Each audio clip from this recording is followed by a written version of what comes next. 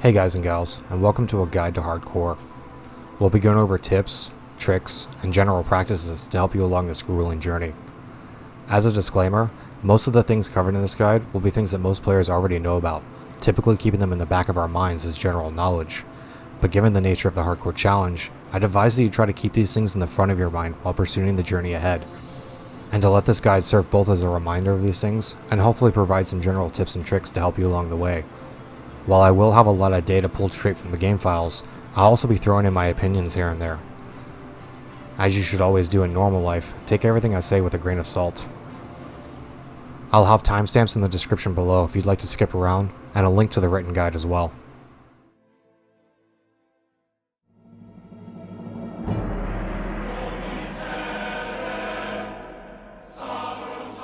The Hardcore Challenge is a community-driven challenge that asks a simple question. Do you have what it takes to get from 1 to 60 by yourself without dying? It seems simple at first, but then you slowly start to realize how difficult the journey is going to be. Like previous community challenges brought up in the past, such as the Iron Man challenge, the Hardcore Challenge pushes players to the max by breaking the meta, by ignoring the conventional, by taking the difficult route skipped by most players. When a game is out for so long, players tend to start finding ways to bypass everything they can in order to make part of the game easier, or in this case, faster. And by doing so, we tend to lose that sense of fun we had in the game before everything about it got optimized. These metas create an unspoken voice that as the collective say, "This isn't fun, here's how to skip it." And while there's a small sense of joy knowing that you can skip so much and get to the endgame content faster, there's also a larger sense of disconnect from the game. Newer players will come in, and through the natural process that happens when integrating into a large community, will be dragged into this new meta and start following along blindly.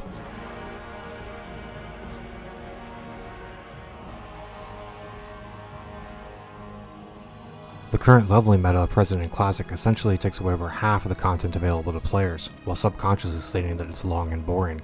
And while there's still a lot to do at max level, you can quickly get bored of it if you've only experienced half of the game. The Hardcore Challenge aims to fix this issue by reintroducing a major part of the game to players with a new twist, essentially bringing back that element of fun in the leveling process we had so long ago. As with any challenge, there are a set of rules you have to follow. The rule set is pretty simple and may go through some changes here or there for easier clarification, but as of the making of this video, these are the current rules in effect. You only have one life. If you die, you must delete the character or leave it as a permanent ghost. Deaths due to disconnects that are recorded can be submitted for review, and you may be allowed to keep that character alive and continue on your journey. All of the deaths count though, no matter what the reason. PvP, elevator bosses, fall deaths, even pass parades from other characters. And of course, bullshit like this.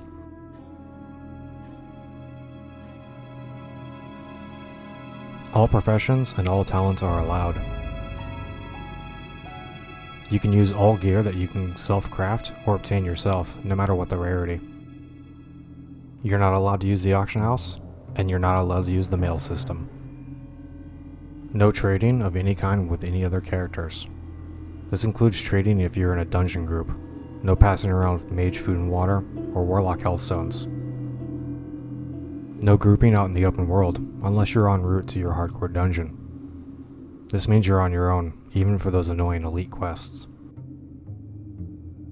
Full hardcore dungeon groups are authorized, but only one run of each dungeon per character, and each character in the run has to be a hardcore character. The maximum authorized character level to run a dungeon can be found on the dungeon's meeting stone. If you're not sure whether or not you can run that dungeon, check out the meeting stone outside. It'll list the level range in which you're allowed to enter that dungeon as a hardcore character. Dungeon quests are authorized. Warlocks can't res via Soulstone, Shamans can't res via Ankh, Paladins can't bubble hearth. At 60, you earn your freedom and become a full-fledged character with insane bragging rights. You can trade, use the auction house, or even just jump off a cliff just to celebrate. No using the auto unstuck feature to teleport to major cities. The auto unstuck feature kills your character and puts them at the nearest graveyard. This counts as a death and you will have to delete that character. Instead, if you ever find yourself in a position where you've truly found yourself stuck, use your Hearthstone, and if it has a cooldown still, simply log out for the required time. your Hearthstone cooldown will continue to pass even when logged out. You must record the journey locally or stream it. This is important because in order to be recognized as a legit run, it must be verified. Now this doesn't mean you absolutely have to record or stream the run. You can take part in the challenge regardless. But if you want your run to be validated and your name entered into the Hall of Legends, you'll need to do so.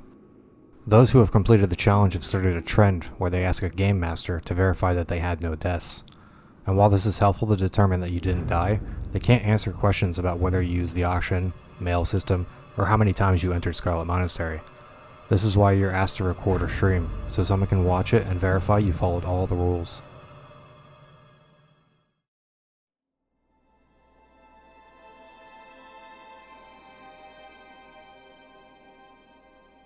Most of the quests that reward upgrades typically require lower levels to pick up, while at the same time requiring you to gain anywhere from 3 to 9 levels before you can actually complete them. You're not always going to have the best gear you possibly can at any given level, especially given that you can't use the auction house or trade others for gear, and there's nothing wrong with that. If the idea was to maintain appropriate gear for your level, there would be more quests with actual rewards instead of just experience and money. While there's a lot of hype about how fast you can level, the whole point of the challenge is to not die. Taking the time to carefully pull mobs, grind lower levels, or just ignore leveling for a bit to work on increasing your professions will have a considerable effect on your survivability. Don't take chances pulling groups of mobs if you can pull solo stragglers. Sure, it'll take longer to level, but your chance of survival increases exponentially. Ask yourself a simple question: would you rather take an extra hour to gain a single level, or spend 15 to 20 hours getting back to where you were because you pulled too many and died?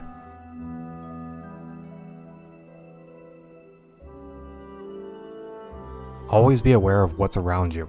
Spend time turning your camera around to see everything, especially when fighting mobs. No one wants to be fighting a tough enemy only to have another mob aggro from behind that you didn't see. Playing with your camera zoomed out can really help you develop a good sense of spatial awareness. And if you'd like to increase your camera distance beyond what the game normally allows, you can use the following command line. You only need to enter it once and it will stay that way until you mess with the camera settings again, so no need to enter it every time you log on.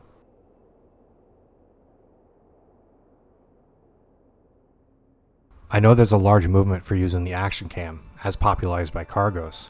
While it does look absolutely fantastic, be aware that your spatial awareness will take a significant drop whilst playing with it. If you'd like to try out and use the ActionCam for yourself, there's a link for the command list down below in the description. And no, it's not an add-on, it's a part of the actual game.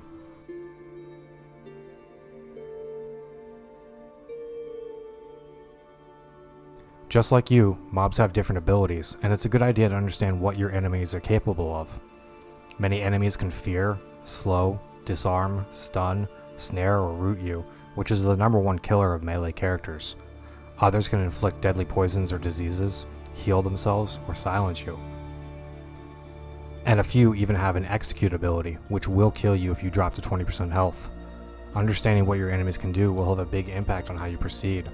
As an example, say you have a quest to collect X amount of things, and they drop off 3 different mobs. One mob can root, another has a poison, and the last one can heal. Have an easy way to escape roots? Go for those ones first. Have a cleanse ability? Try to fight the poison ones. The general idea is that each class is suited best to fight against certain types, so use that to your advantage. And remember, you can always kite mobs to town guards to have them help you kill something. Just remember that you'll need to do at least 50% of the damage to it if you want to receive credit for the kill, or to be able to loot the mob for an item.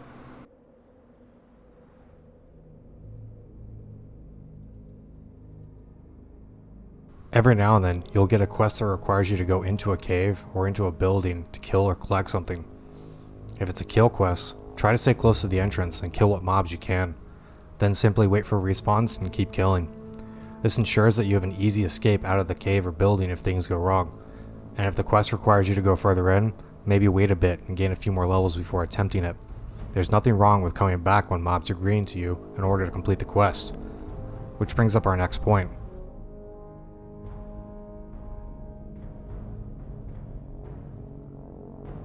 Certain classes will have an easier time killing mobs at level. Others, however, may find it more beneficial to always stay 2, 3, or even 4 levels above what enemies you need to fight. A good rule of thumb is to try to fight enemies that only take away around 25% of your health. If the mobs you're fighting are taking you to half health every fight, you're eventually going to run into a problem when you pull too many or aggro other mobs padding around whilst you're in combat already. This is an easy way to die, and most players often die because of this. But if you're higher level and they don't drain as much per fight, you'll have a better chance of survival when things go wrong and you aggro more than you wanted to.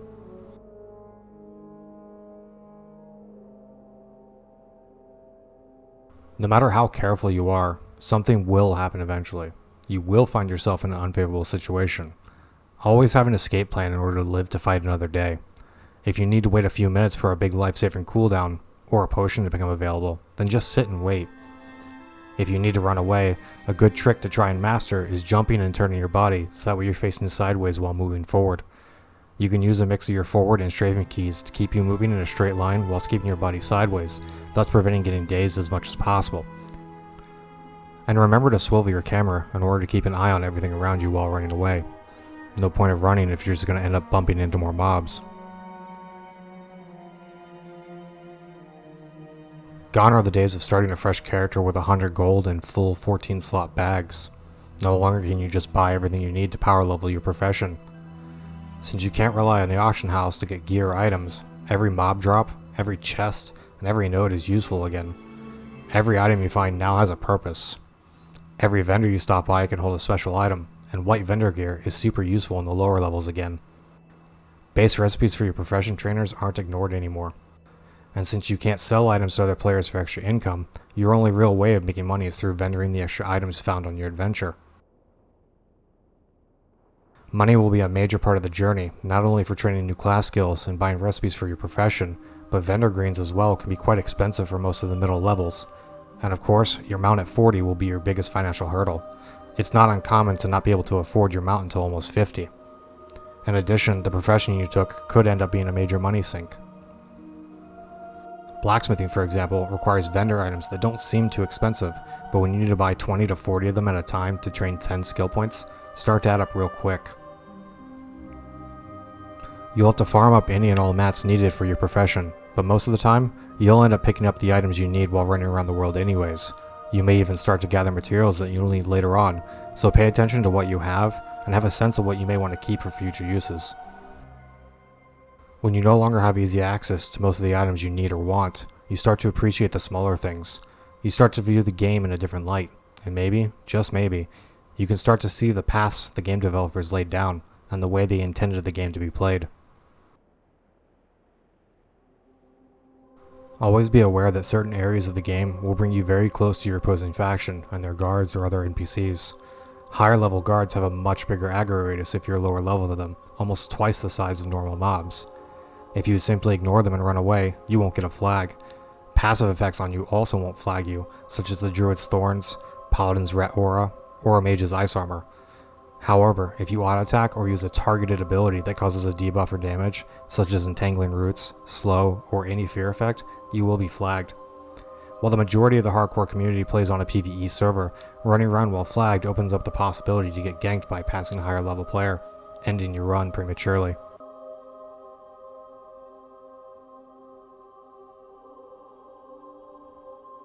Taking the time to farm mobs in the starting zones can result in getting bags early on, either by getting lucky and having bags drop, or by farming stuff to vendor.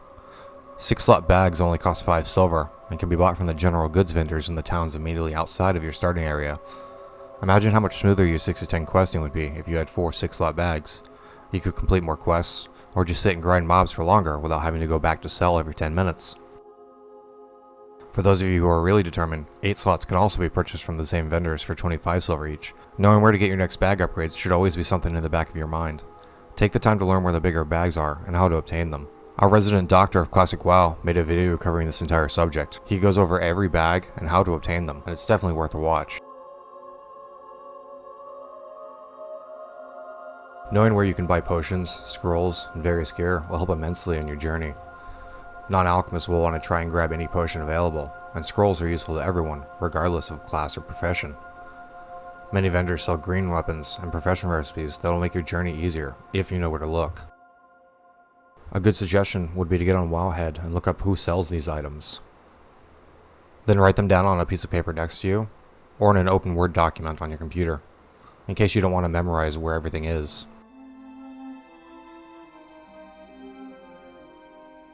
Since you're only allowed to run each dungeon once, dungeon runs can be a lucrative option since you'll most likely be clearing everything you can. Taking the time to fully clear a dungeon provides the group with as much experience as possible while allowing for as many loot drops as possible. And since dungeon quests are allowed, you want to make sure you have every quest associated with that dungeon. There are plenty of guides online showing you all the quests available, but I prefer this one. It's got an easy to read layout and shows any prerequisites needed. Link will be down below. Dungeon quests requiring kills or item collections located directly outside of the instance while in a similarly named zone are allowed to be completed with your dungeon group as part of the dungeon run. So quests like Oh Brother and collecting memories for dead mines, Trouble at the Docks for Wailing Caverns, and an Unholy Alliance for Horde on Razorfen Downs can be completed with your group as you're headed into the dungeon. Quick tip, if you decide to run Wailing Caverns, I'd highly suggest you kill everything on your way through the cave to the dungeon portal. Deviate Hides needed for the Deviate Hides quest can drop from the mobs outside the instance as well, and since a full clear of the actual dungeon doesn't provide enough of these materials, somebody will get left out and won't be able to complete the quest. Having a skinner in the group can help, as the item can be skinned from mobs. When you do go into a dungeon, make sure you can complete it. If you have to leave before completing it for any reason, that was your run. You're not allowed to go back in. And remember, you're only allowed to run a dungeon when your character is within the level range of the meeting stone for that dungeon. Here are the level ranges for each of the meeting stones. Something you may have noticed looking at this list is the fact that Scarlet Monastery Meeting Stone has a minimum level of 34. While most players have always gone into Graveyard and Library at around level 30 when leveling normally, if you're going to partake in the hardcore challenge, you'll need to remember that you need to follow the Meeting Stone rule.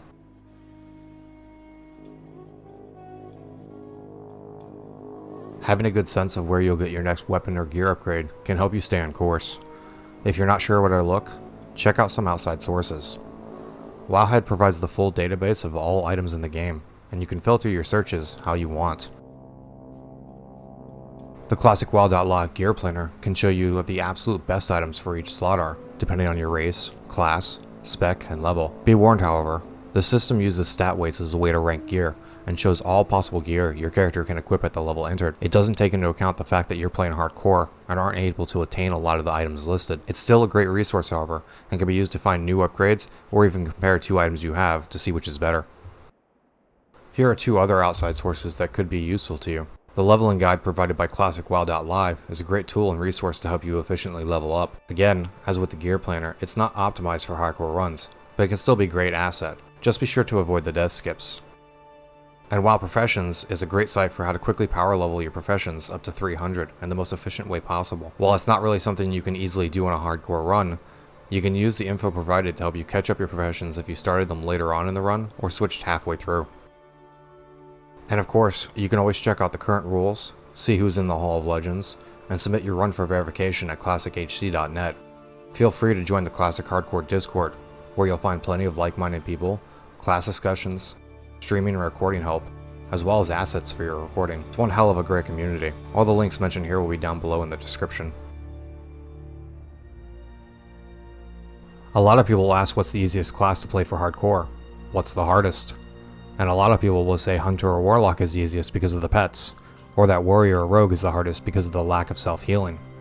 But I don't think the question is that simple.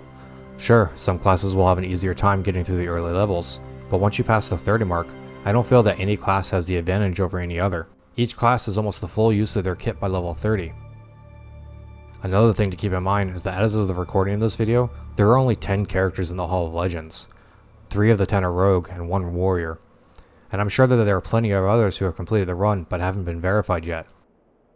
The fact that the hardcore challenge has been out for almost 6 months now, with so few players completing the journey, and literally thousands of others attempting it, it's easy to see how difficult this challenge is going to be, no matter what class you choose. So what's the answer then? Simple. If you're going to take part in the hardcore challenge, the easiest class to play is the one that you know the best, on the faction you know the best. Knowing your class, knowing what you can do with it, and the areas you'll be running around in have just as much impact on your survivability as any of the other things I mentioned earlier. And since you're running solo most of the way, you can minimize the amount of money you need to spend on training only the skills that will be useful to you. Certain skills will have little to no use whatsoever and be skipped entirely, such as revival spells, Mages and warlocks need only train portals and summoning if you plan to run dungeons, since you have to group up for these abilities to work. If you plan to run solo the whole way up, why would you need them? Just like when everyone was pre-planning their leveling journey when Classic launched, take some time to go over your class and see what skills you can skip. As far as talents go, the cookie cutter builds in PvE meta you would normally go while leveling don't always work that well in hardcore. You need to think more about survivability than damage. What's the point of doing a little bit more damage if you can't take the punishment? If you get jumped by multiple mobs, which is going to be more useful to you? While there's no wrong or right way to spec, take some time to figure out the best course for you. Sure, some talents are better than others, but you are the one playing, so don't let others tell you how to play. While this is primarily a solo journey, duos have been authorized as a legit way to run the challenge. The same rules apply for duos in hardcore, but with a couple of additions. Only one of you needs to record. You must choose a combo that spawns in the same starting location, unless you can find a way to travel to another zone at level 1. If you have to die, or if you ding to level 2 before you can get to the other zone, that's not a valid combo. You must not leave the same zone as each other, unless you're a druid going to Moonglade to complete essential class quests. If you're playing a druid and your partner is the one recording, you'll have to record what you do in Moonglade to verify that you didn't cheat. If one of you dies, the other must fall on the sword, and the run is over. You can trade any solo self-found items to each other, so be sure to choose synergistic professions.